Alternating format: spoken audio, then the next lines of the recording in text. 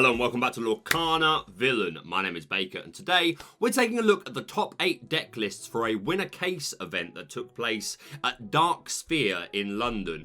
I know this one well because I was there myself. Spoilers, I did not top 8. I completely choked. I will talk a little bit about my experience there at the end of the video. I'll show you the deck I played and I'll talk a little. I'm not going to go into masses of detail with like I don't have a full report for you, but I'll talk about my own run a little bit. But the focus here always is to give the credit to the 8 players that did make top 8 and to feature those decks. So yeah, these were our top 8 players. I managed to speak to some people throughout the event. I don't think I got the chance to speak to any of these people specifically, but to all of the, if any of you are watching, congratulations to you. And yeah, we're going to take a look at the top 8 deck lists. It was first place was an entire case of Rise of the Floodborn. Second place was a booster box, and I believe third to 8th were an assortment of packs between 4 and 12, depending on where you finished. So yeah, it was a really fun event. This is a great store. I went there once before a couple of weeks ago for a sealed box event. It's a really beautiful store, nice and big, a place that I can see when we get official play from Lorcana. I can definitely see this being selected for somewhere to host a regional and host some big events. So in the future, it'd be great to see even more of a turnout. There were 57 players. Sorry, just rechecking my notes. Yes, there were 57 players. But at the same time, there was like another 40 to 50 people in the room having I think it was a Digimon tournament. And then there was another. It's a great big space, wonderful place for TCG enthusiasts. So yeah, let's take a look at the top 8 deck lists. It is a tale as old as time, my friends. We have Ruby Amethyst and Steel Amber in our top 8, and that's the lot. Our first place list is a Steel Amber Sleepy's Rock Songs. I believe we looked at this exact same shell, not from the deck list that we did from one of the most recent top 8s.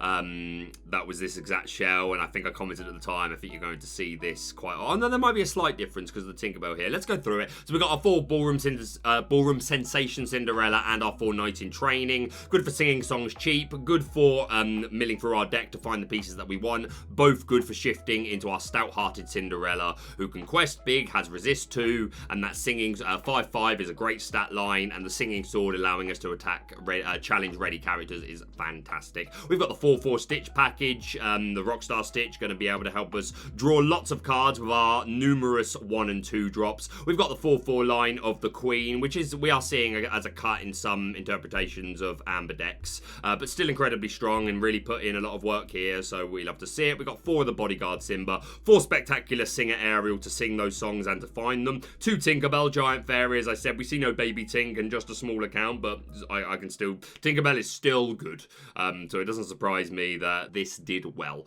And then our song count is 2 Be Our Guests to help us search. All of course, which are great for being able to let Cinderella challenge ready characters and to just exert Sleepy's Flute to gain a lore. So all these songs have that innate ability, use in the deck, should I say. But Be Our Guest also allowing us to find the pieces we want. Let the Storm Rage on, a fantastic turn 2 play if you get down the Cinderella on turn 1 or just at any point in the game. Great for just doing a bit of chip and replacing, draws a card, so the card replaces itself. Strength for a Raging Fire, another song. This one's inkable, and we can get some really big damage if we've got a wide board. Whole New World to mill for refresh our hand and our opponents, whether they like it or not. 4 Grab Your Swords for some spread chip damage, which can be absolutely devastating, as we all know. And then, of course, the 4 Sleepy's Flute, which will allow us to exert it to gain a lore if we've played a song in that turn. If we have multiple flutes, that's multiple lore. So yeah, Sleepy's Rock Songs, it's here to stay. You're going to see this, pretty much this exact deck with a couple of count changes very often through this format, and here it did very well. So congratulations to this person. I'm going to skip the second place deck because I actually think it's the most interesting to talk about, so we're going to leave that one till last. But next up in our top 4, we have another Ruby Amethyst. I've called this GenWunner. 62 cards, which I think is fine, personally. But yeah, I've called this GenWunner just because we see 2 copies of the Queen here. We see 3 Magic Broom, and we see 2 Ursula, who does pop up a little bit, but it was just the vibe I was getting. It's a GenWunner deck.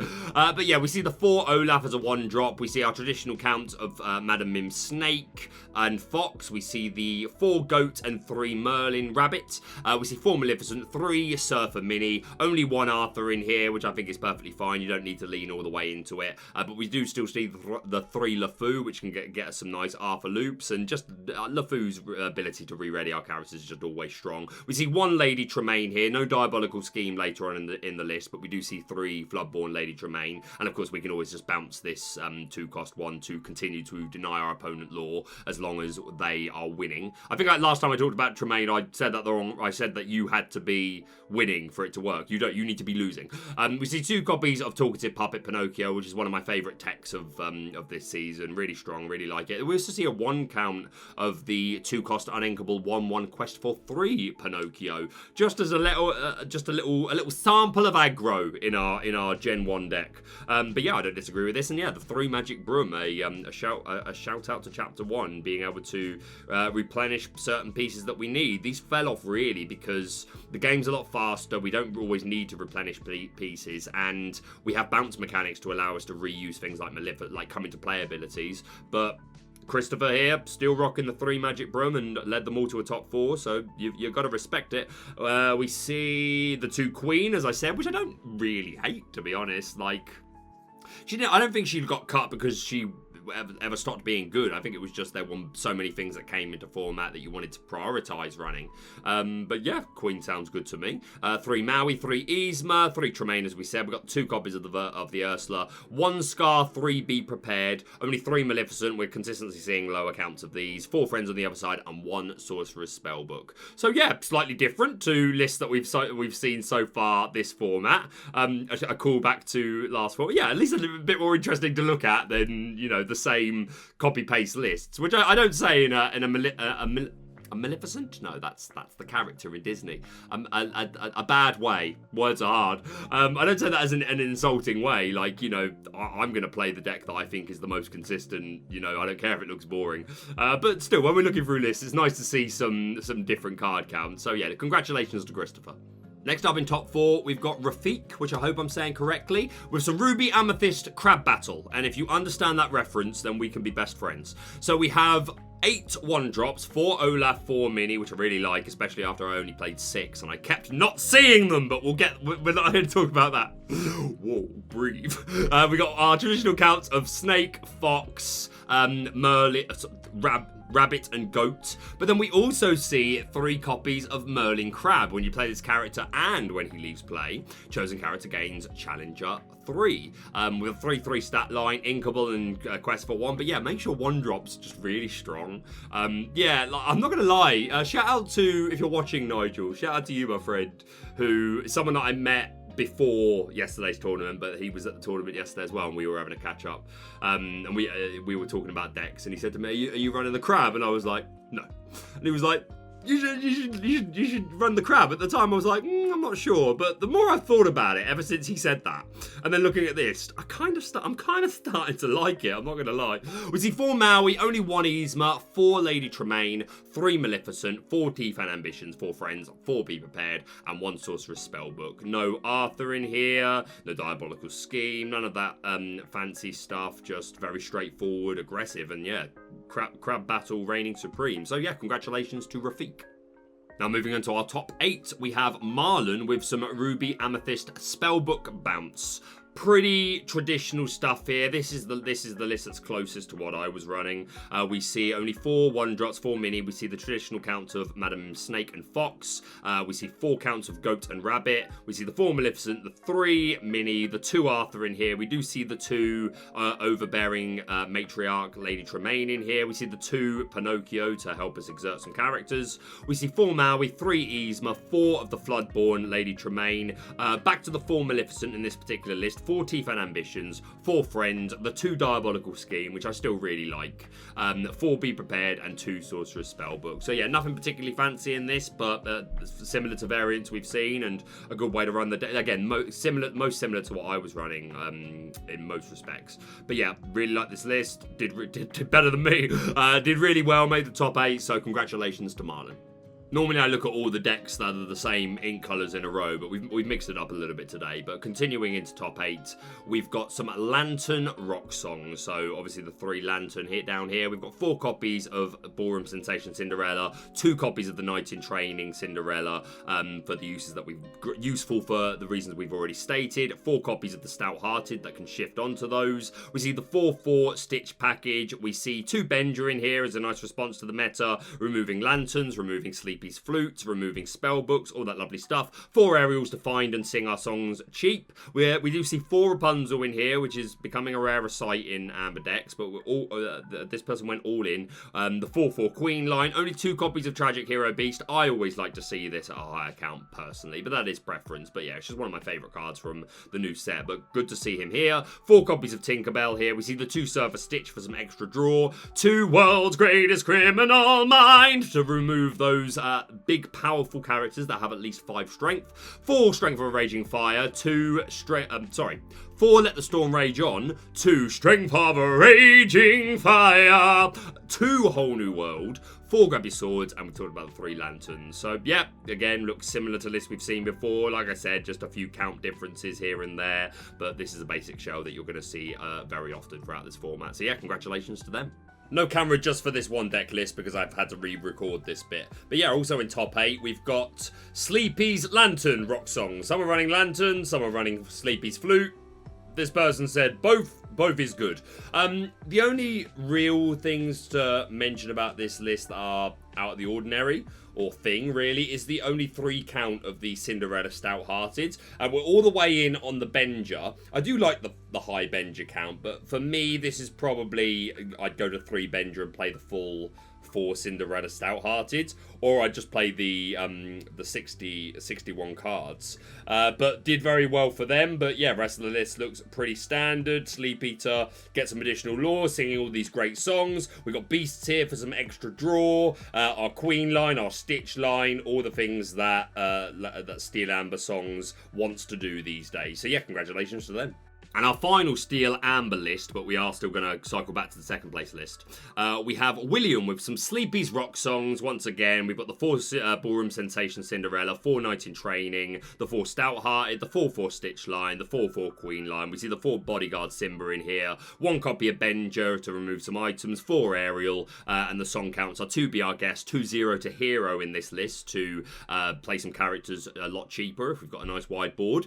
4 Storm Rage On, 4 Strength of a Raging Fire, 4 Whole New World, 4 Grab Your Swords, Grab Your Bow, da da da da da da da. Sorry, my ADHD is slapping me today. And 3 Sleepy's Flute. So yeah, just another consistent looking list. Did really well. Congratulations to William. And now finishing up with our second place list, we have Benjamin with some Challenger Toolbox. Let's just talk through the whole list.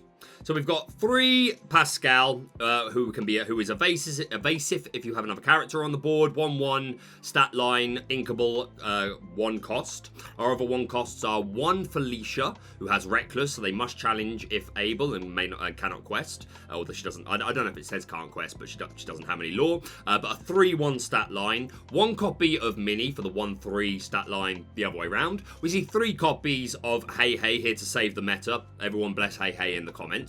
So we appreciate seeing 3 copies of him. Returns to your hand if banished, assuring that we've often got characters. We see 4 Snake, 4 Fox, 4 Goat, 3 Rabbit, 3 Maleficent.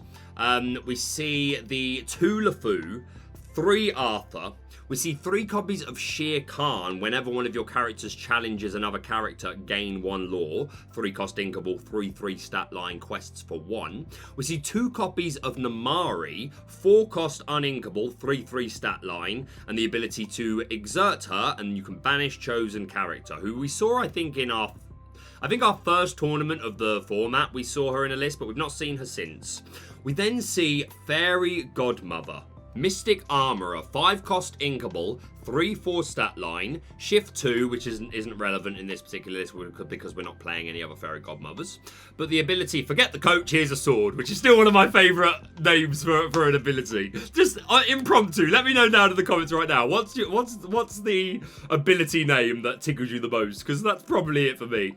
But the ability, whenever this character quests, your characters gain Challenger 3 and When this card is banished in a challenge, return this card to your hand this turn. So that's the abilities that they give all of your other characters. All you've got to do is quest with Fairy Godmother, and every character on your board gains Challenger 3 and gains the ability to return back to your hand if banished in a challenge in that turn.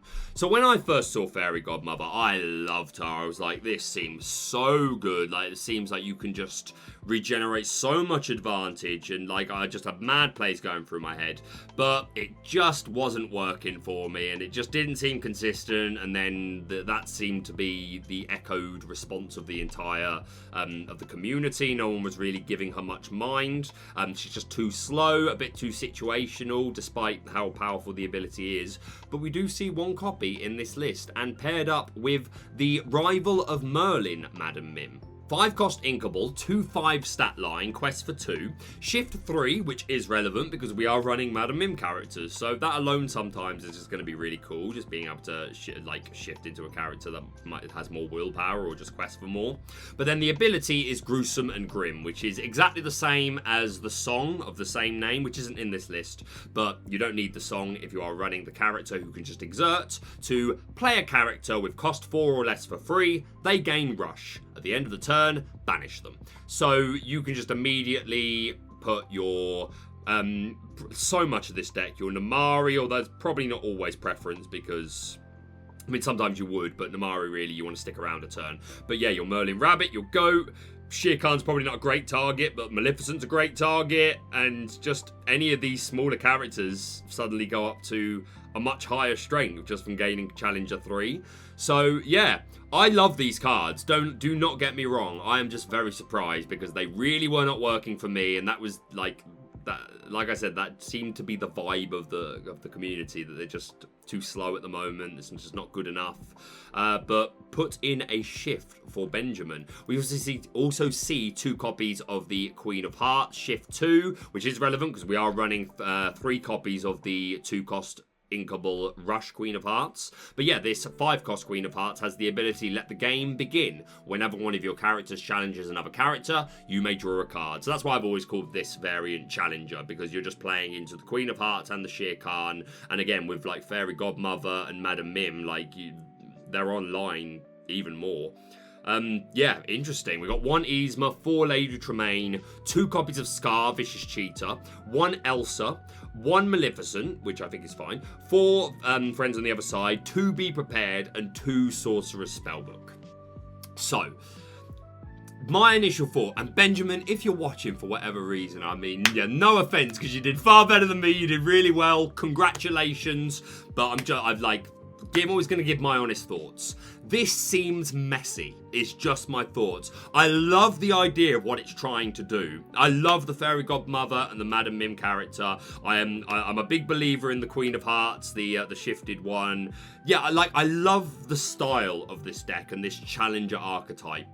I just feel like I would spend the day there's too many things that are a low count for me to feel like I would draw the right ones at the right time. Don't know. Maybe I just need to get good though. Maybe that is simply it. Let me know in the comments. Be nice though. I hate it when I see comments that are like, that was a terrible deck, and I'm like, yo, we can discuss this in a nicer way. Genuine feedback, because it was a big old tournament, took them all the way to 2nd place, so you have to listen to the data. And again, in theory, I can see why it works, because there is a lot of synchronicity here. I think it's things like just the 1 Felicia and 1 Minnie Mouse that are throwing me off, and then 2 Scar and 1 Elsa. I think maybe, again, you don't always get to that point in the game. The 2 Namari, again, I see the point. It's just a cheaper Dragon's Fire, really. I don't know. I feel like I need to try it. But let me know your thoughts down below. Be nice, once again. But yeah, congratulations, Benjamin. At the very least, let's thank Benjamin for letting us look at a list that isn't the exact same as all of our other top 8 lists that we look at. So regardless of what you think of it, let's give our friend the merit they deserve for such a creation, because this at least gave us a bit more to talk about. But yeah, congratulations to them. And that's it for the top 8 deck list for the Dark Sphere event. So I will just very briefly talk about my run. I'm not going to go into masses of detail. So I went 2-4, and my 2 wins were both buys. I was so annoyed. I didn't want the buys. Yeah, so just briefly, because I don't remember full details of it. I do remember my first opponent. Like every opponent I had I tried to have a little chat with, like say hello, be friendly. Do you know what I mean? That's what we're there for. Well, it's what I'm there for, to meet people on top of playing the card game. And yeah, they said it was their first ever tournament for any card game, but the way they were playing, they definitely have at least played before or played online. It may be their first tournament, but yeah, they were pretty good, and I just got aggroed. I should show you the deck that I ran really before I go into masses of detail. So this is what I ran. I will start straight away by mentioning a couple of things. The only reason this is 3 Be Prepared and 1 Scar is because I don't have a 4th Be Prepared, and I desperately tried to get one before the tournament, but no one seemed to have one that I was able to buy or trade for, so I wasn't able to get the full set. So I used the Scar as the 4th. And Rabbit, I did have 4 when I went to the tournament. Writing my deck list out, could not find it. I didn't bring all of my cards. Because I already had, like, I just didn't want to bring everything with me because I had a lot of traveling to do. So I literally only had 3 rabbits, and this was like, I didn't realise this until like just before the tournament. And I could have bought the starter deck that it comes in, but I wasn't about to pay £18 for that. Plus, there was a part of me that was like, oh, I don't think 3 rabbit is awful. But I would have played the 4th rabbit if I was, if the intention was to play the 4th rabbit. So this is what I ran, which I'm mostly happy with. I don't want to go into masses of detail of saying, like, I think it's really easy to say I lost cause. I think you own your losses. Just say it wasn't my day. I can say quite honestly, I did have some bad luck. Missing ink and just like all sorts of stuff, but I can also honestly say I misplayed. Like there were a couple of games where like I was like it was quite tense for me. Like I went to a sealed box event at this same store like a couple of weeks ago, but that was so much more chill. But this one I was really excited and like I really cared and I really wanted to do well. And yeah, there was a couple of times where I thought the whole move through in my head and I was like, okay, that's what we're gonna do. And then I get 2 moves in and I realized I made a mistake. So I did kind of choke, not gonna lie. But it was still a fantastic experience. I got to chat with some people that I'd met before at the event at Dark Sphere, some people that I met at the London Expo last year, and I was able to meet a couple of people who I have never met before, but knew who I was or heard someone else say who I was, and they were very friendly and we had a chat. Shout out to the guy who had the custom Joker sleeves. For being a dude. I love those sleeves, they were sick. But yeah, had a really great time, really enjoyed it. I did not have a good run, but that's just the way it be sometimes. That's card games. It was partly I had a bad stream of luck, partly I just made some misplays, and I think you've got to own that and just say, you know what, like we just strive to do better next time. So would have been nice to have been able to say I top 8'd my first event, but that's how it be. We smile, we move on, and we try and do better. But this is what I ran. I think moving forward, this is closer to what I think I would run.